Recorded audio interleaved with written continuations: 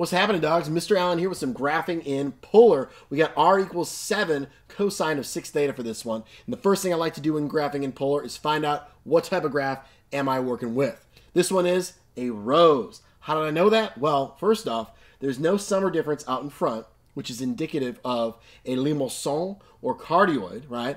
And this 6 right here, right? If that wasn't there, if it was 7 cosine of theta, I have a circle. But because I have 7 cosine of 6 theta, it becomes a rose. So that's how I knew. Now, what are the key things when we're talking about a rose here? I got my number of petals. I got where do I start? My spacing of those petals, right? All that stuff plays a role here. So let's start jotting some of that stuff down. Length of petals is the easiest one for me. So length of petals, that's going to be my lead coefficient of 7. So it's going to be 7 long. Let's fill up the whole graph. It's going to look lovely. Right? Now the next thing is number of petals. Okay, so number of petals.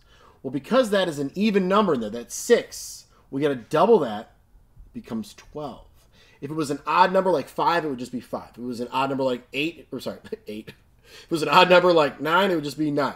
But when it's even, you double it. Okay, we can get into why. I'm not going to do that now. I will explain in another video as to why that is. When it's even versus odd, you double it, you don't. Okay, but for now, even, you double it. Remember it. Cool, awesome.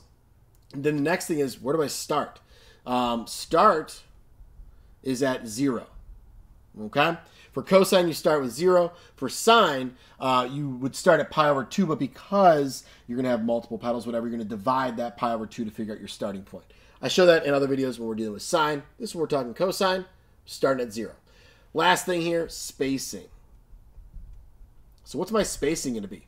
Well, in radians, we would do 2 pi, the full all the way around. How many petals do we need? 12 of them. We want them evenly spaced, right? I'll take the 2 pi, the full rotation, divided by 12, I get pi over 6, which is a wonderful, wonderful value. Nice. Sometimes they land in weird spots as a whole thing. It's like I almost planned this one.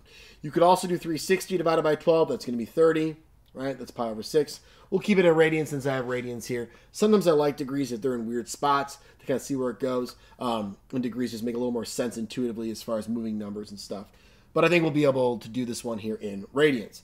So again, we're starting at 0. 1, 2, 3, 4, 5, 6, 7. We're going to go every pi over 6. So about right here, here, here. We're going to have a whole bunch, man. I'm going to just speed this up here in post so that way you don't have to watch me draw 12 petals on this thing. My marker might even run out of ink. All right. Are we ready? And one at the pole. One at the pole. Are we ready to go? Right? And go.